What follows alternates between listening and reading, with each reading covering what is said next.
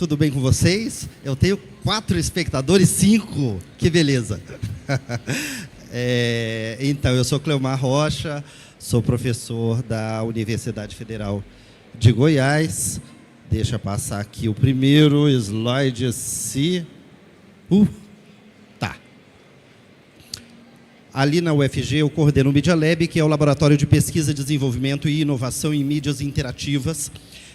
Nós temos uma rede nacional que inclui o UFG, o UNB, o Instituto Mauá de Tecnologia, mais a PUC Campinas, mais a Unifespa, que é a Federal do Sul e Sudeste do Pará.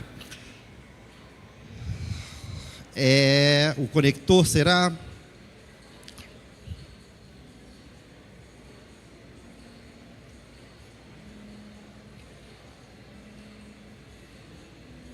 Vamos ver se agora para. Bom, e a TecnoIT, que é uma empresa goiana, a TecnoIT hoje é a líder brasileira de projetos de cidade inteligente. Ela pediu que eu fizesse uma apresentação aqui exatamente sobre o que a gente tem desenvolvido em termos de pesquisa em nosso laboratório. Eu tenho feito uma série de pesquisas sobre padrões de conectividade e cultware. E eu queria, então, falar um pouquinho sobre essas duas coisas aqui com vocês, naturalmente direcionando isso para cidades inteligentes. Uma das perspectivas que nós sempre trabalhamos é dimensionar a ideia de cultura, ciência e tecnologia. Nesse circuito, é interessante nós pensarmos, primeiro, cultura é algo absolutamente coletivo. Não existe uma pessoa que produza por si cultura. Portanto, há uma dimensão coletiva quando nós falamos em cultura. Durante muito tempo eu fiquei dialogando com o Ministério da Cultura sobre a atuação do Ministério, porque muitas vezes quando nós falamos em cultura, nós falamos muito mais, ou visualizamos muito mais o campo da arte do que efetivamente da cultura. Aqui a gente precisa fazer uma correção específica nessa acepção de cultura, que diz exatamente de comportamentos, valores, e não somente de produção artístico-cultural. Cultura é tudo que forma nosso padrão identitário. É o gosto que o goiano tem por pamonha, por pequi, peixe na telha, aquela sensação que não é exatamente agradável, mas não é tão desagradável, de secura em agosto e setembro, porque vem aquele vento mais quente e a gente se reconhece. E tomando uma cervejinha gelada, aquilo fica maravilhoso, né? Isso é cultura. Então, não estamos falando em cultura somente enquanto produção artístico-cultural, mas nós estamos falando em cultura na acepção ampla do termo, que indica comportamentos, ações, gostos, tradições, etc, etc, etc. E é nesse sentido que isso se vincula a uma outra questão que é tão coletiva quanto colaborativa, que é a ideia de ciência. Ciência mudou a ideia de conhecimento. Até há algum tempo, a ideia de conhecimento estava iconizada naquela pessoa de cabelo branco, às vezes barba branca, e a ideia de um gênio individual. Aquela pessoa é detentora de conhecimento em função das experiências de vida ou do percurso que a pessoa fez e, portanto, ela concentrava esse conhecimento. A ciência começa a trabalhar, a partir do século XVII, o método científico. Método científico é a distribuição do próprio conhecimento em um contexto mais coletivo e colaborativo. Tanto que, para o método científico, concorrer vai ser difícil com o som, né? Mas se vocês não estiverem acompanhando, me diga que eu aumento a voz e ganho de todo mundo. lá no método científico, a primeira coisa que a gente faz é verificar o que é que os outros pesquisadores fizeram a partir de revisão bibliográfica.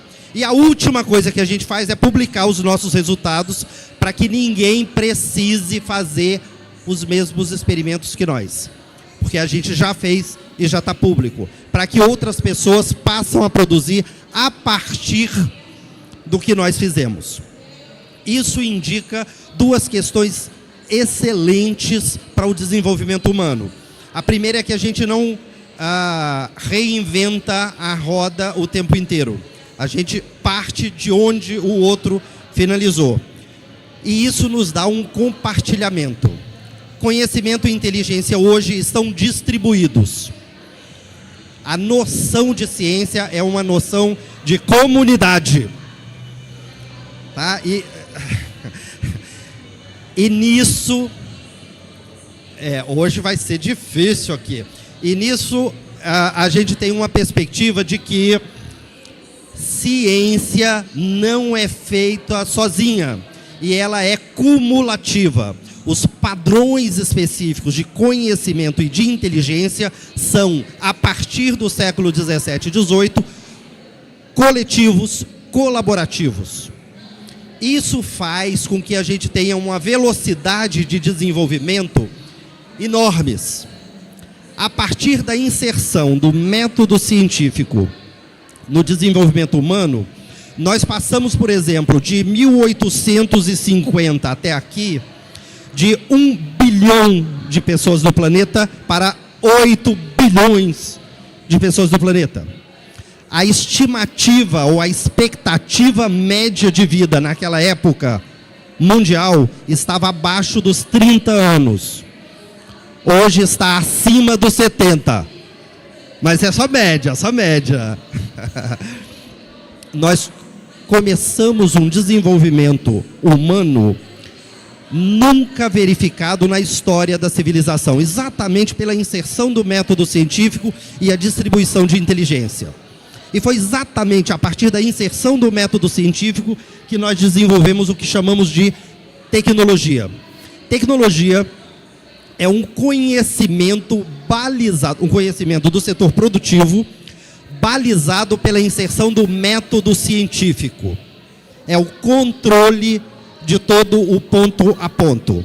O Heidegger, o Martin Heidegger, aquele filósofo bastante conhecido, ele tem um texto fundamental que discute a questão da técnica e que ele coloca o seguinte: a técnica, o conhecimento chamado técnica, é um conhecimento baseado em causalidade, causa e efeito.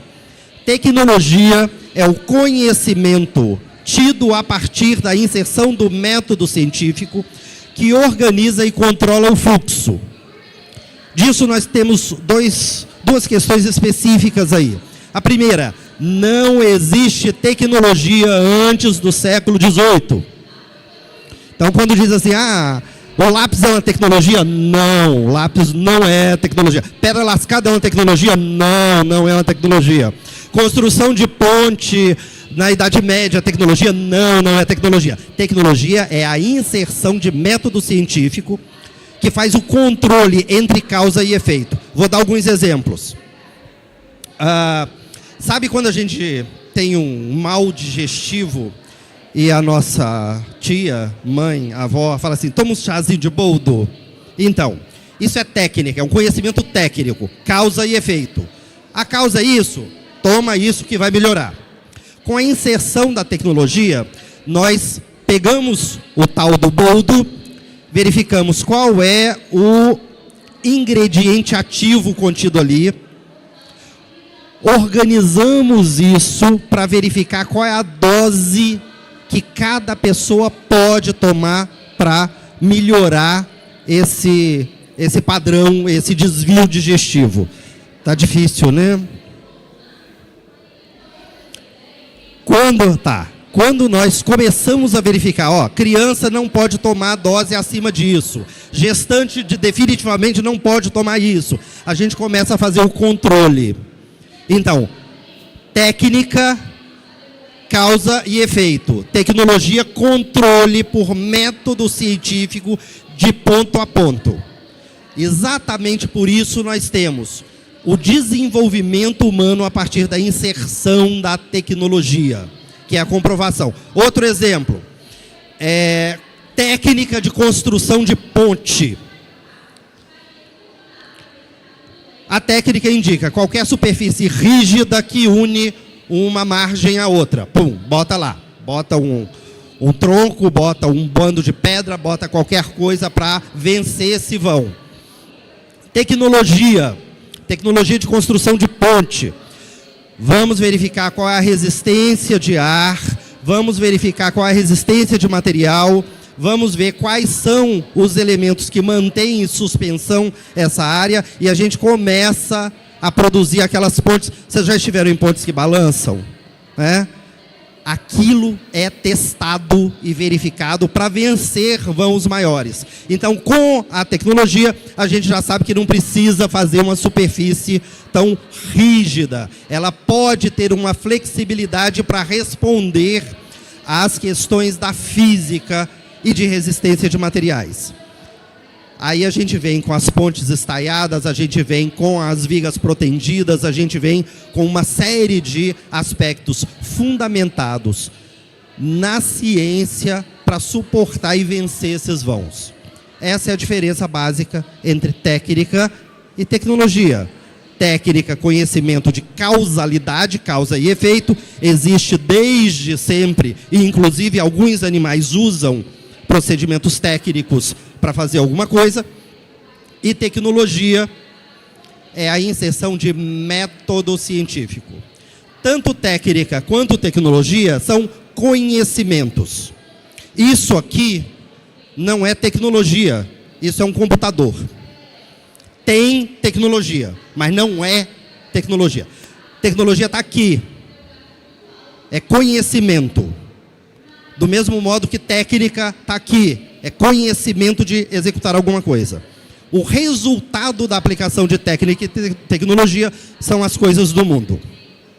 Então nós temos até aqui, cultura, ciência e tecnologia são, ou compõem um mundo que é colaborativo. Não existe cultura de uma só pessoa, não existe ciência de uma só pessoa, não existe tecnologia de uma só pessoa.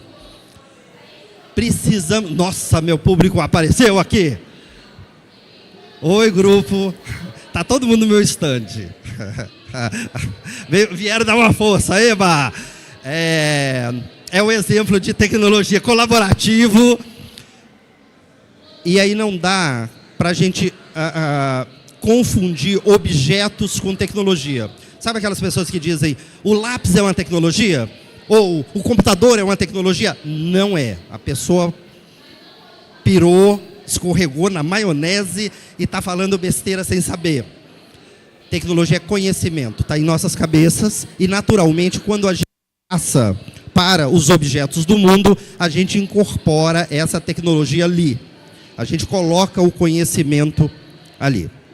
Exatamente por isso que tanto cultura, ciência e tecnologia fazem esse contexto de um mundo colaborativo, diversificado, e aí precisamos, do mesmo jeito que a sociedade, se todo mundo fizesse medicina, provavelmente todo mundo morreria junto, porque não teria outras pessoas para cuidar das outras áreas, né? Não teria quem produzisse alimento, processasse alimento, distribuísse alimento, etc, etc.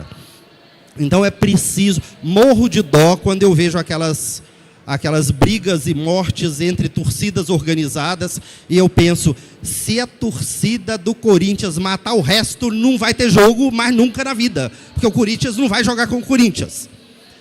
É preciso ter diversidade, é uma condição do processo social, cultural, científico e tecnológico. Cada um tem que fazer parte de alguma coisa. E aí volto para a ideia de colaboração, que se distingue das cooperativas, porque enquanto cooperativa, todo mundo faz a mesma coisa e junta para ter força, colaborativo, cada um faz uma coisa. É mais ou menos o seguinte: se eu fosse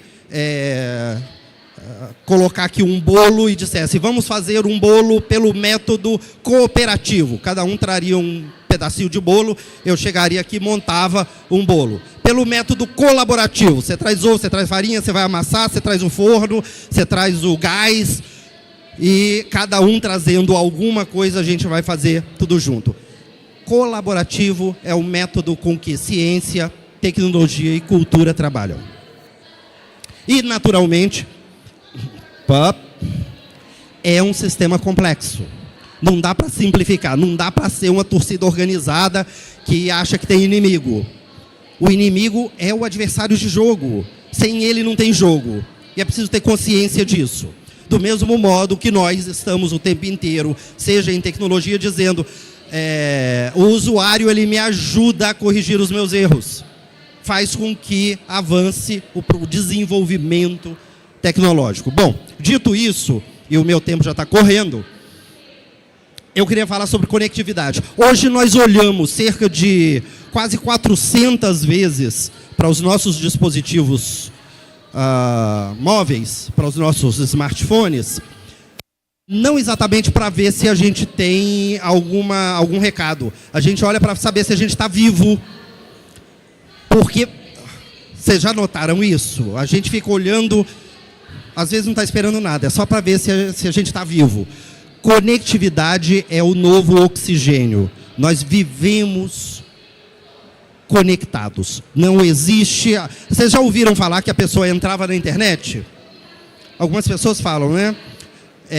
Eu vou entrar na internet. Hoje a gente não fala mais isso. Até porque há algum tempo ninguém falava assim, eu vou entrar na televisão e vou assistir a novela. Ninguém entrava na televisão, ninguém entrava no telefone. Algumas pessoas ainda falam que vão entrar na internet como se houvesse a possibilidade de entrada, quando de fato nós estamos conectados o tempo inteiro. E essa conectividade, ela está cada vez mais acelerada e isso cria uma espécie de dependência tecnológica. Nós, sociedade contemporânea, somos dependentes da tecnologia. Isso não significa que somos escravos da tecnologia. Nós somos dependentes do ar, do oxigênio, mas ele não manda na gente. A gente é dependente de água, de alimento, mas eles não nos tornam escravos deles. Tecnologia é a mesma coisa. A tecnologia faz parte da cultura e aquela ideia de que a tecnologia vai acabar com o humano porque é uma outra coisa. Tecnologia é uma construção humana e não há nada mais humano do que tecnologia. Nós criamos. Beleza? Bom, esse padrão de conectividade que nós temos, ele trata e trabalha em uma noção de humano com humano, mediado pelos dispositivos tecnológicos. Ele trabalha na relação humano, não humano, como eu estou tentando aqui o tempo inteiro, é o processo de interatividade. Estamos o tempo inteiro tratando e lidando com essa relação de humano-não humano e, naturalmente, de não humano e não humano. A conectividade, ela não está vinculada somente entre humanos ou entre humanos e não humanos, mas ela está entranhada nos nossos processos o tempo inteiro. E por isso a gente fala em interatividade, que é uma ação de usuário que tem como resposta ação de sistema. Interatividade. Atividade aqui e atividade lá. Diferentemente dos outros elementos do mundo, os elementos computacionais, tecnológicos, eles não reagem, eles agem a partir de nossas ações. Por isso, interatividade. Bom, culture. Nós estamos em um contexto em que nós lidamos com os elementos físicos da tecnologia, chamados hardwares, os elementos lógicos da tecnologia, softwares. Depois a gente começou a entender que o usuário é importante, que as pessoas são importantes. Há algum tempo a gente fazia curso para absolutamente tudo, né? Ninguém se aproximava de computadores sem fazer um curso. Hoje a coisa já está mais tranquila, porque nós começamos a inserir a preocupação de usuários nesse sistema. A Apple foi uma das primeiras empresas a colocar a usabilidade lá no alto, e isso alterou todos os nossos dispositivos. Se vocês se lembrarem dos primeiros telefones celulares, eles tinham uma tela pequenina e o restante é teclado. Hoje é só tela. A grande revolução da tecnologia não foi dada pelos dispositivos ou pelo processamento, mas sim pelas interfaces computacionais. As interfaces promoveram o desenvolvimento, porque todas as pessoas passaram a usar com tranquilidade isso. De vez em quando eu quase apanho falando com o pessoal de educação, porque sempre tem um pai que fala: meu filho é um gênio porque ele consegue fazer assim no tablet ou no celular. E aí, às vezes, eu sou muito infeliz e digo: pô, tem um monte de animais que também fazem isso. Quase apanho. Mas, enfim, nós desenvolvemos as interfaces computacionais para falarem a nossa língua. Por isso, tivemos um desenvolvimento amplo, a partir daí, no reconhecimento de peopleware. People eram as pessoas que lidam direta ou indiretamente com os dispositivos tecnológicos. Porém, acima desse circuito, nós temos os valores, as ações, o nosso comportamento em relação a essa base tecnológica. A isso nós chamamos de culture, a cultura tecnológica. E é aqui que nós precisamos trabalhar. A gente precisa, eu tenho 5 minutos ainda, é aqui que a gente precisa focar, porque a gente está usando o mal, a gente está construindo o mal, a cultura tecnológica. Tem um autor que fala em nativos e imigrantes digitais. Aquilo é ruim demais, é ruim toda a vida. Parece que se a pessoa nasceu depois dos anos 2000, ela já sabe tecnologia. Tecnologia é cultura, tem que aprender, ninguém nasce sabendo. É conhecimento, ninguém nasce sabendo. A meninada hoje posta no Instagram, usa o WhatsApp e acha que está sabendo de tecnologia. Mentira, tecnologia é controle do processo.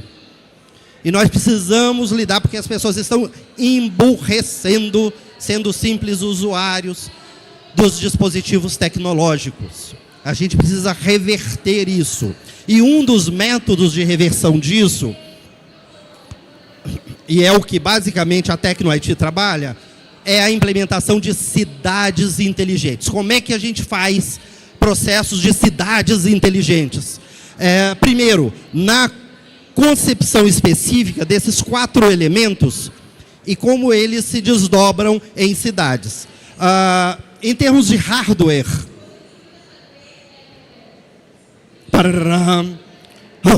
infraestrutura digital. Sabe aquela onda de digital longe? Antigamente até falavam em virtual, né? Longe do real. Não existe mais. Digital, físico, digital e social. Essa infra de cabos de Wi-Fi, que aliás aqui a gente tem dificuldade de conexão e Wi-Fi. Essa estrutura que reúne basicamente uma infra de hardware. Isso é necessário e cada vez mais necessário. Então, em cidades inteligentes, o primeiro ponto é trabalhar com infra digital. Segundo ponto, implementação de software, criando um conceito de cidade digital. Cidade digital é aquela que já manipula e já tem tráfego de informações nas infovias, com as áreas de hardware e software instalados e em funcionamento. Terceiro ponto que a gente faz na implementação de cidades inteligentes é a cidade conectada a partir da capacitação de pessoas para lidarem com isso. Para a gente mudar fluxo. Sabe aqueles fluxos demorados de um processo que passa em um, depois passa em outro, depois passa em outro, depois outro. Em um processo bem burocrático. Nessa estrutura a gente diz: Há interdependência entre um e outro? Não há, vai para todo mundo. E aí se faz a avaliação conjunta sem perder tempo. Isso agiliza todos os processos governamentais. A lógica é digital, inclusive de funcionamento neuronal. E por fim, a gente tem culture. Exatamente quando há uma implementação de cultura tecnológica com o bom uso de peopleware, de software e de hardware. Aí sim, e só aí, nós temos cidade inteligente. Não é possível pensar que distribuindo Wi-Fi gratuito na praça ou colocando computadores nas salas de prefeitura, a gente construa uma cidade inteligente.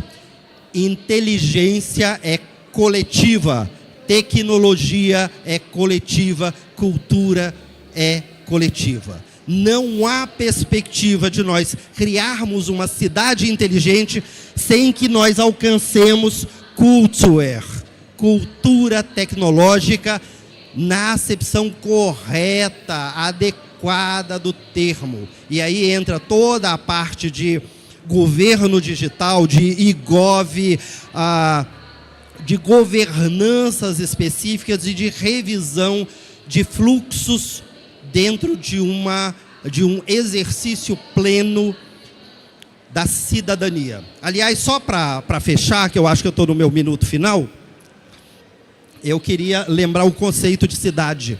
Porque quando eu estava implementando o projeto Cidade Inteligente ali em Aparecida, eu deixei a UFG e fui ser secretário de Ciência, Tecnologia e Inovação aqui em Aparecida. E aí os meus amigos da academia diziam assim: poxa, Cleomar, você agora é político. E eu dizia: não sou político, não sou. Aí eu fui à origem do termo polis para descobrir que político, na acepção específica do termo, são as pessoas que se preocupam com a cidade. E aí eu me convenci de que, enquanto um cidadão preocupado com a minha cidade, eu sou um político. E é exatamente nessa concepção de cidade, cidadão, cidadania, que nós começamos a entender que cidade não é um conjunto de ruas e prédios, é um conjunto de pessoas que pensam sociabilidade. E é nesse sentido que a gente deve promover culture como uma cultura tecnológica que nos ajuda a estabelecer melhores padrões de sociabilidade e de convivência. Infelizmente, meu tempo acabou, mas muitas dessas coisas que eu falei estão em alguns livros que nós publicamos pelo Media Lab UFG, que é www.medialab.ufg.br. Tem uma série de livros gratuitos que nós expressamos todos esses conceitos, colocamos todas essas nossas ideias. Pela atenção, muitíssimo obrigado.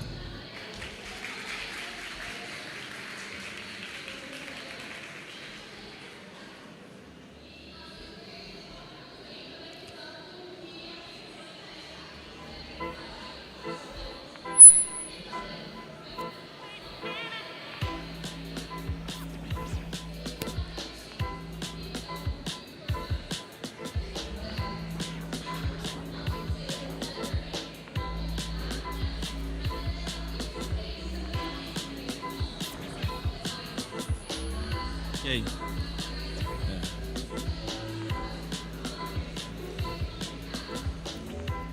O que é a RNP? O que nos move? Olá, senhores. Um bom dia a todos e a todas. Na verdade, eu vou fazer uma fala colaborativa, né, que também dá encontro da apresentação do professor, né, que praticamente dá continuidade no último slide que ele fala do conceito de cidades inteligentes, né, e o IPGC que hoje está trazendo essa palestra com vocês vai falar basicamente do primeiro item que o professor coloca no conceito de cidades inteligentes, que é a área de infraestrutura, né? Ou seja, e aí eu fiquei feliz, né, que nós, pelo menos, Renato, estamos começando do caminho certo, né? A gente está cuidando do primeiro passo a partir desse programa do Goiás Cidades Eficientes, que é a área de infraestrutura. Então, primeiramente, gostaria de me apresentar. Eu sou Leonardo Santos, diretor e fundador do IPGC, o Instituto de Planejamento e Gestão de Cidades. Gostaria de agradecer ao secretário Renato Lira pelo convite de estar aqui hoje, junto com vocês do Campus Party, para falar um pouco desse programa e da importância de pensar cidades inteligentes para o estado do Goiás, principalmente nesse programa da área de infraestrutura. Então, nós criamos, em parceria com o governo do estado, em parceria com a Federação Goiana dos Municípios, né, que reúne hoje, talvez eu não sei exato, mas 246 municípios do estado de Goiás, para pensar a área de infraestrutura urbana, nesse caso a infraestrutura digital, que é a base para a construção aí das cidades eficientes. Eu vou passar aqui, e aí, pessoal, eu vou tentar ser bem objetivo da minha fala e antecipar um pouco, para a gente bater um papo e fazer um diálogo mais colaborativo com vocês, ok?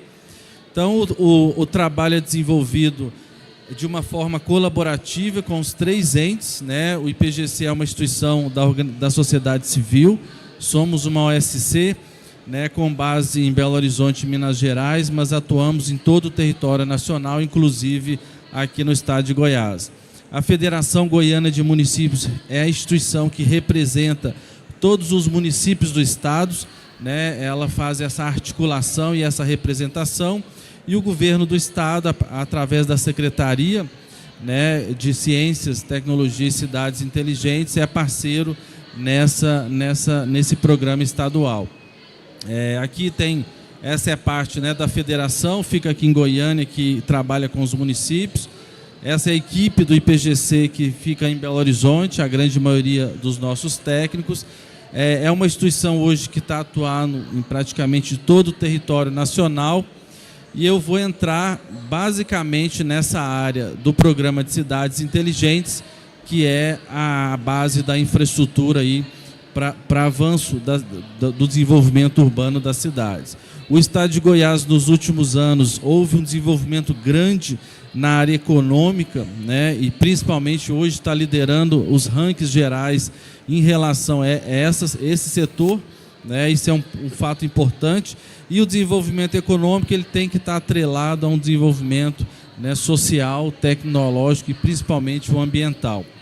E aí o programa, nesse caso, nós estamos trabalhando em parceria com esses entes estaduais para pensar basicamente o que o professor tinha colocado, que é na área de infraestrutura. Ou seja, muito se fala de cidades inteligentes, de cidades eficientes, mas a infraestrutura, ou seja, a base para conectar as pessoas, para digitalizar os processos, passa por conectividade. Então, nós estamos hoje com esse programa no estado de Goiás, cuidando da infovia, ou seja, da base, conectando esses municípios, para que, de fato, a gente possa pensar no futuro, né, em softwares que consiga digitalizar os processos, que consigam conectar as pessoas, e aí, com o tempo, a gente vai construindo uma cultura, né, mais tecnológica e mais digital.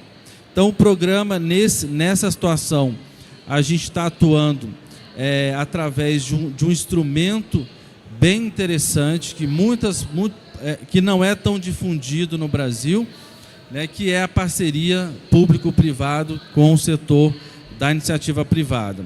O que é isso? Isso é um instrumento da área de gestão pública, voltado para o direito administrativo, mas é o instrumento da lei onde nós entendemos que é o melhor local para que possa desenvolver esses projetos de cidades inteligentes, de infraestrutura, e que garanta aí a continuidade dessas soluções. Porque no meio da digitalização, né, do hardware, da infovia, os municípios eles têm basicamente 2 caminhos. Ou um caminho de fazer por conta própria a infraestrutura digital e garantir essa conectividade. Então o prefeito vai comprar equipamento, ele vai contratar mão de obra para instalar as infovias, e aí ele vai fazer a gestão desse sistema de conectividade. Um dos grandes problemas no Brasil é a cultura dos municípios da continuidade dos serviços ao longo do tempo. Ou seja, um prefeito começa, o outro desmancha, um põe o nome de um programa X, o outro bagunça o programa, muda ele, bota no outro nome, porque tem muito aspecto da vaidade, da disputa, e isso acaba trazendo problemas para o cidadão, que ele é contínuo, independente de quem está no governo, o cidadão está vivendo na cidade.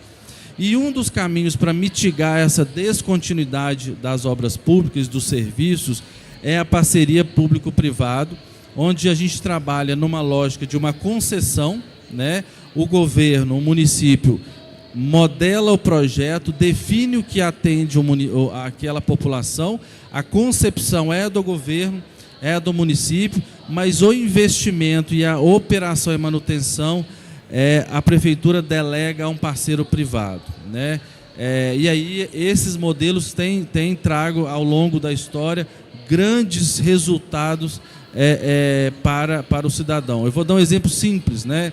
A telefonia, por exemplo, e as telecomunicações. Antigamente, o governo que operava, através das estatais, os programas de telecomunicações e telefonia. Ou seja, o custo da ligação era muito alto, não era acessível à grande maioria da população, e quando o governo fez uma parceria com a iniciativa privada tem uma capacidade de investimento maior e ela tem uma eficiência de operação e manutenção maior do que o próprio poder público.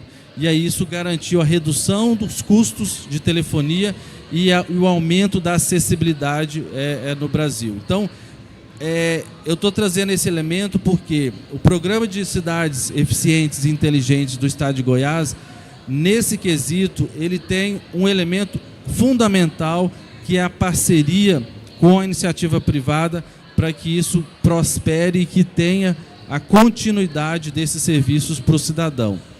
Né? E aí, hoje, o que a gente tem atuado, o IPGC, junto com o governo do Estado, fazendo uma cooperação técnica com os municípios, e aí, a partir dessa cooperação técnica, a gente tem feito os estudos e a modelagem desses projetos. Né?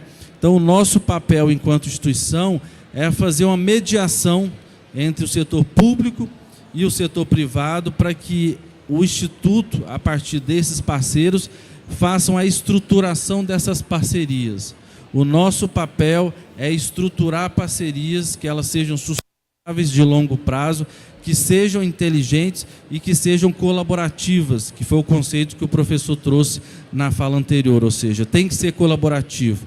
Então, o governo sozinho não vai conseguir resolver os problemas da comunidade, a iniciativa privada sozinha também não, e aí o desafio nosso é criar uma engenharia para tecer essa colaboração e que ela traga benefícios aí para o município.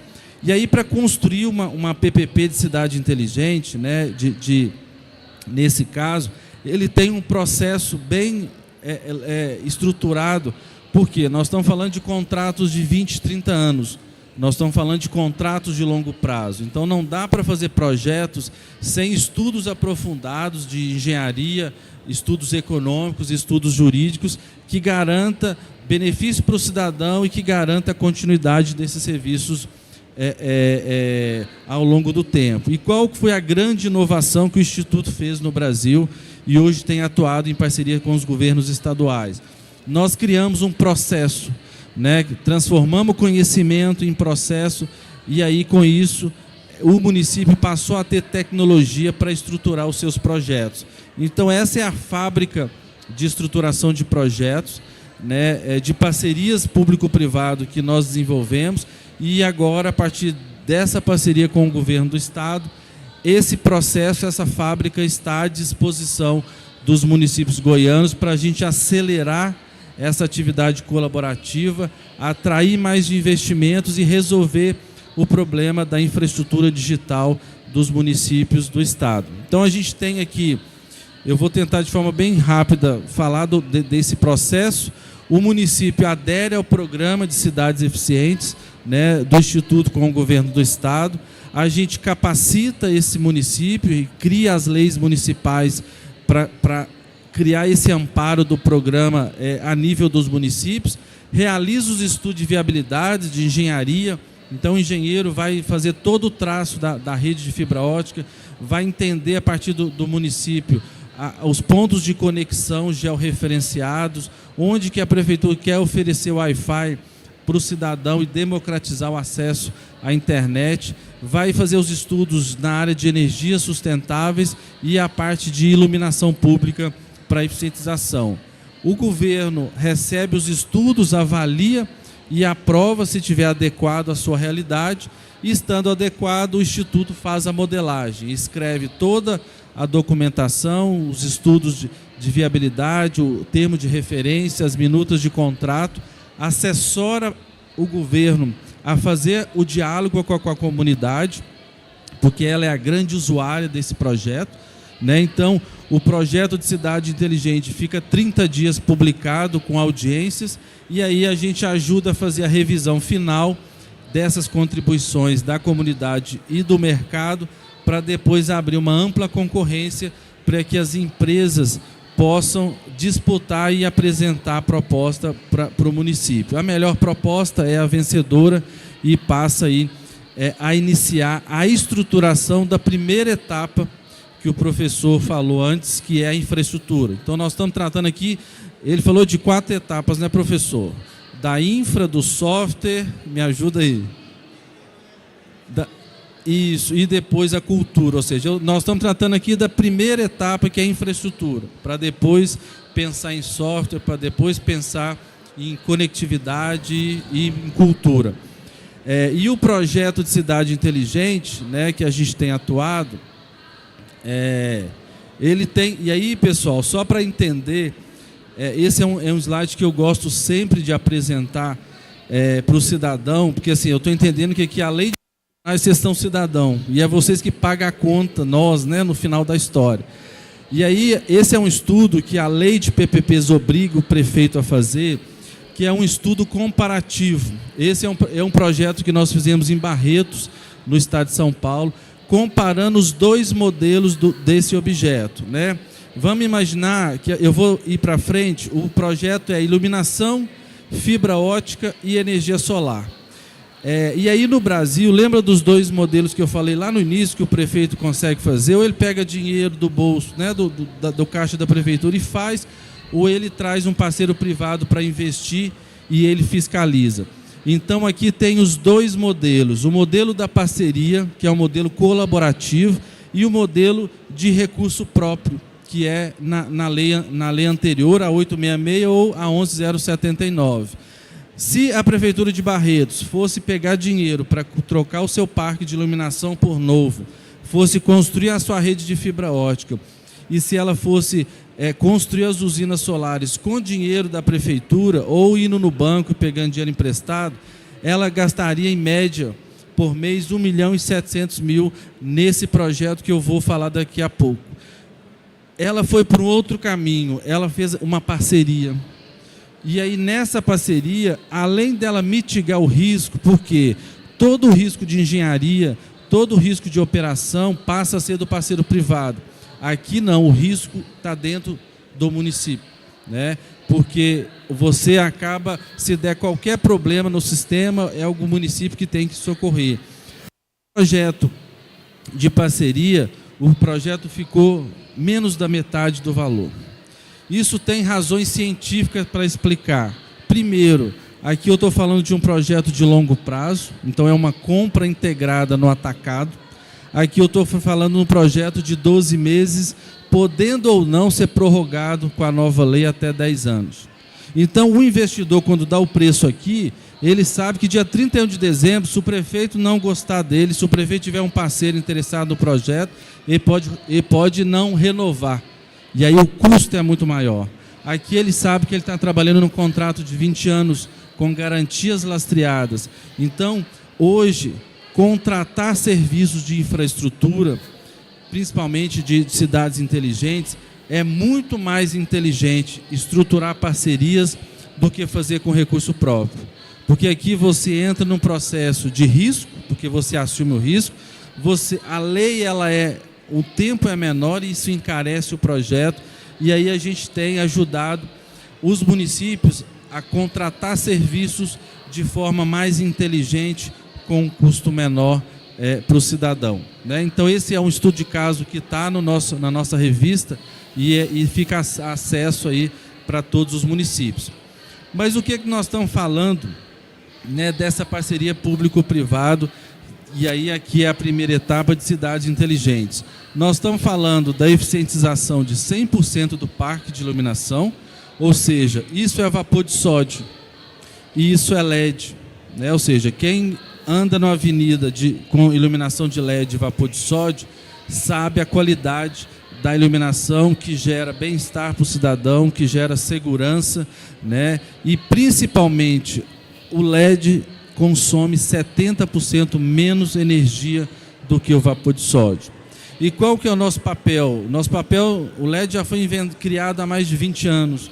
O nosso papel é acelerar essa mudança tecnológica no estado de Goiás, para que isso reduza o consumo e melhora a qualidade de vida para o cidadão. Junto com o sistema de iluminação pública, o que nós estamos construindo? A infraestrutura digital, né? Nós mapeamos a cidade, todos os prédios públicos, escolas, unidades de saúde, hospitais, os pontos de vídeo monitoramento para câmeras, Wi-Fi, construindo uma rede de fibra ótica, né? Por que é importante, né? O professor falou da infraestrutura. Se o município do interior do estado de Goiás quiser fazer um atendimento através de um software de telemedicina, ele precisa de infraestrutura. Ele precisa de uma infovia para conectar isso. E ele precisa de uma infraestrutura de alta velocidade e de segurança, para que as informações do cidadão não sejam expostas, né, no sistema.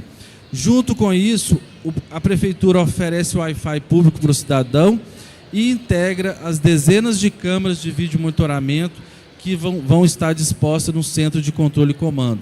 E isso interessa o Estado. Por quê? Porque o Estado é o responsável pela segurança pública. Ele vai utilizar de um sistema hiperconectado das cidades goianas para ajudar o prefeito a cumprir e construir cidades mais seguras a partir das parcerias com a iniciativa privada. Então, além de fazer a infraestrutura digital, né, que é a rede de fibra ótica e o backbone que mantém tudo isso conectado, a Infovia já oferece 3 soluções para o município. Acesso à internet de alta velocidade com segurança, acesso para o cidadão livre nas comunidades e nas áreas públicas e o sistema de segurança, tudo isso conectado numa rede. E aí imagina se cada cidade fizer essa conexão, e você tem a cidade vizinha, você tem as outras cidades, e quando o Estado conecta nessa rede única, né, onde o cidadão ele passa a ser o centro da política pública, mas ele está sendo conectado numa rede digital, né? Esse é um dos pontos fundamentais porque que a gente está integralizando. E por último, no mesmo projeto, nós estamos integralizando todo o sistema de geração de energia, que é uma questão ambiental muito grande, né? A prefeitura vai reduzir o gasto na conta de energia, ela vai atrair investimento para as cidades e para o Estado, ela vai incentivar, né, e vai reduzir as emissões, e aí eu estou falando de agenda ambiental, de crédito de carbono. Por quê? Porque o Brasil ainda, por mais que a nossa matriz energética ela é sustentável, nós ainda queimamos diesel para gerar energia nas termoelétricas. A gente ainda não tem uma matriz 100% renovável.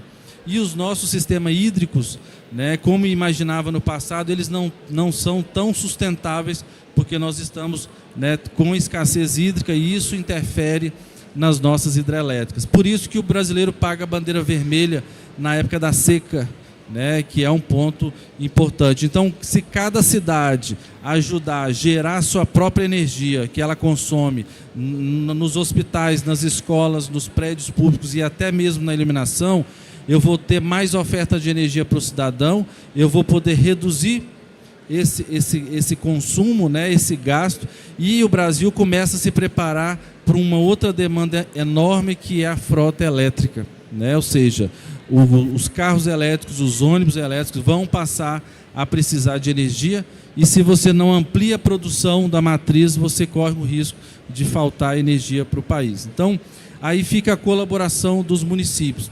Então, no único projeto de parcerias público-privado, os estados, né, o estado de Goiás está oferecendo, a partir da parceria com o Instituto, projetos de geração de energia para os municípios goianos, projetos de infraestrutura digital para serviços de conexão nessa área e, principalmente, a parte de iluminação pública.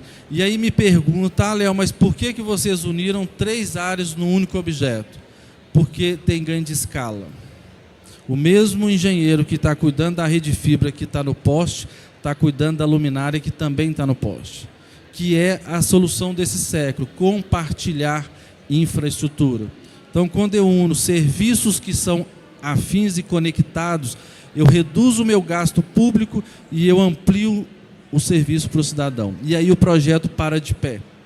Porque uma cidade sozinha, ela nunca vai conseguir fazer uma PPP de fibra ótica, porque o projeto é muito pequeno e o custo é muito alto se ela não fizer regionalizado e não somar outros objetos. Então, a inteligência, ela também está no processo de trabalho, ela está na tecnologia e no processo de aquisição de serviços que a gente tem estruturado.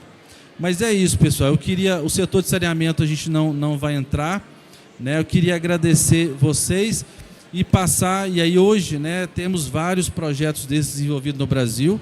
Aqui em Goiás já temos um case que já está operando, que é o município de Jaraguá, né? Então, se alguém quiser conhecer, isso não é ideia, né? Já tem diversos projetos no Brasil e Carmo do Cajuru foi o primeiro dele em 2019, que se tornou aí uma referência mundial. E aí eu queria, para encerrar minha fala e deixar aberto aí nos minutos que restam, se alguém tiver alguma dúvida, um vídeo que fala sobre o processo do nosso trabalho e sobre inteligência. Coisa boa é inteligência. Por causa dela, somos capazes de observar os problemas e extrair deles informações para encontrar soluções. Aprender com as experiências. Aperfeiçoar técnicas. A inteligência nos torna capazes de compreender e aplicar do jeito certo o pensamento e a razão. Desenvolver e adaptar a vida ao ambiente em que estamos. A grande obra coletiva da humanidade é a cidade. É nela que vivemos e dela vivemos, com suas virtudes e limitações. E é na cidade que buscamos fazer valer a inteligência que ganhamos de presente da vida. Se as pessoas vivem juntas no mesmo lugar, passando pelas mesmas ruas, vendo os mesmos cenários, correndo os mesmos riscos, por que não somariam seus esforços para acelerar o desenvolvimento humano e econômico para todo mundo? Não é assim que se vive mais feliz? Na cidade inteligente, todos interagem e usam energia, materiais, serviços e recursos para alinhar os avanços tecnológicos com o progresso social e ambiental.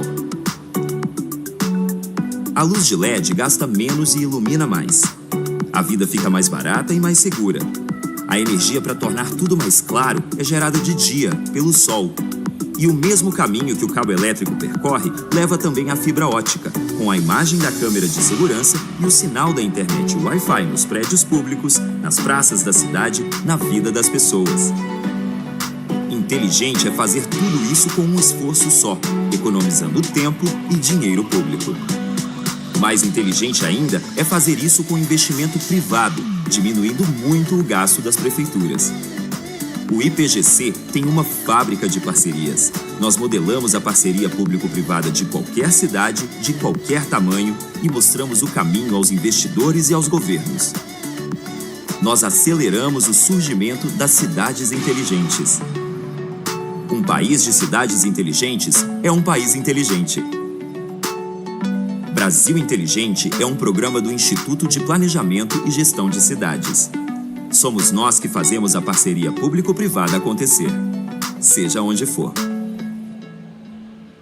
É isso, pessoal. Eu queria agradecer, né, e deixar aberto aí, quiser fazer alguma pergunta, acho que eu tenho aí uns 5 minutinhos à disposição.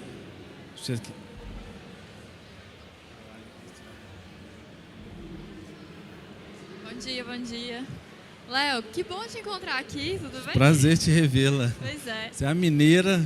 Tá... É, exatamente. Léo, eu fiquei curiosa, eu atuo na área de tecnologia hoje, e eu fiquei curiosa para saber como é que vocês fazem o envolvimento das pessoas para o projeto acontecer, né? Porque a gente acha, muitas das vezes, que a tecnologia, puramente tecnologia, se resolve, né? Mas, na verdade, não. A gente precisa de pessoas e processos colaborando com essa tecnologia, né? E pelo que você trouxe, eu vi que teve muito essa estruturação desse entendimento de envolvimento. E eu queria entender como é que você faz na prática, como é que as pessoas das prefeituras, né, cidadãos também são envolvidos nesse processo para implementar a cidade inteligente. Bacana. Então, essa colaboração, né, ela começa desde a criação da política pública, que foi o caso que nós fizemos aqui no estado de Goiás. A gente chamou a Federação de Municípios, a Federação chamou o governo do estado, e aí, desde a concepção da política pública, os atores são articulados. Porque não faz o menor sentido o IPGC trabalhar apartado do governo do estado, que está falando de cidades inteligentes, ou seja, a gente tem que juntar esforços e colaborar, e não cada um puxar por um lado. Então, no estado de Goiás já começou na origem. O programa Goiás Cidades Eficientes já tem 2 figuras importantes, que é o governo do estado, que é a Federação Goiana de Municípios, e agora nós estamos trazendo os prefeitos a partir da federação. Por quê? Porque o prefeito ele não tem esse mindset da parceria público-privada. Ele quer fazer por conta própria, ele quer pegar dinheiro no banco, comprar luminária, e muitas das vezes não é porque às vezes ele não viu que tem uma outra alternativa, um outro caminho. Então a gente leva essa opção para ele, né, demonstra eficiência no processo, e aí a partir disso, quando o prefeito fala, beleza, vamos, eu topo, está dentro do programa. Aí a gente traz os técnicos, o secretário de obra, o controlador, o procurador, a parte da Câmara dos Vereadores, que representa a população, porque os vereadores têm que aprovar o projeto de lei de PPPs e concessões naquele município, e a gente mobiliza tanto o Legislativo com a Câmara, quanto o Legislativo nessa primeira etapa.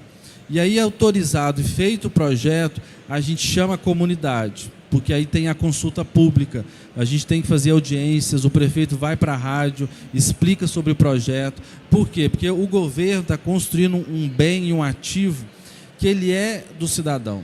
Para o cidadão um dia não depredar o sistema de Wi-Fi na praça, não, por exemplo, destruir a planta solar que está gerando energia para a comunidade. Então, a lei ela já prevê essa consulta pública para esse diálogo, né? E aí o projeto fica 30 dias publicado, né, no site da prefeitura, para a comunidade acompanhar, para ir para as audiências, mesmo que seja um projeto muito técnico, a gente consegue fazer apresentações que sejam numa linguagem mais popular. E aí, encerrado com o projeto, quando o contrato é assinado, a lei exige que tenha um conselho municipal de parcerias. E aí é esse conselho de parcerias que vai acompanhar o projeto ao longo dos 25 anos de contrato, que é o que prevê, né? Então, assim, durante toda a etapa, a participação popular ela é importante. Porque assim, nós estamos construindo um projeto de parceria público-privado, é um projeto de Estado. Começa com esse governo que tem uma visão estadista, mas ele perpassa pelos próximos 6 governos que virão, porque é um contrato de 25, 30 anos, dependendo do tempo. Então, eu falo assim, quem faz PPPs no Brasil são estadistas, porque o prefeito governista, ele é imediatista, ele vai lá, compra a luminária, troca a avenida central e pronto, e começa a pedir voto, ou seja, ele geralmente faz isso no último ano de mandato, para que o cidadão veja. Então, assim, você tem mindset de governista que são imediatos, né? O cara que faz uma visão mais estética para demonstrar para o eleitor. Você tem prefeitos estadistas que pensam em resolver de médio e longo prazo. Que é o que o professor falou, não dá para construir cultura de cidades inteligentes em 4 anos. Você tem que fazer processos que levam gerações, que é a aculturação, né? Mas é isso, a participação popular, essa interação, ela tem que ser importante. E que você está levantando, isso eu estou falando de infraestrutura, esse projeto só trata de infraestrutura. Na época do software, a interação tem que ser muito maior. Porque imagina um aplicativo onde o cidadão vai fazer a consulta pública no celular, o cidadão vai reclamar do buraco na rua e ele vai registrar, ele vai ser convocado para uma Assembleia Geral da Saúde para discutir o Plano Municipal de Saúde. Aí o software demanda muito mais interação do cidadão e do governo do que a própria infraestrutura. Mas mesmo nela o cidadão tem que ser chamado. Ok? Mais alguém, pessoal? É um assunto diferente, né? Falar de infraestrutura no Campus Party, mas eu acho que o governo foi muito feliz nesse convite. Eu agradeço aí a Subsecretaria de Ciência e Tecnologia. Estamos à disposição, né? Goiás se tornou a nossa casa, que a gente semanalmente está presente no Estado. E aí, contem conosco para a gente acelerar aí os projetos de cidades inteligentes no Estado. Muito obrigado a todos.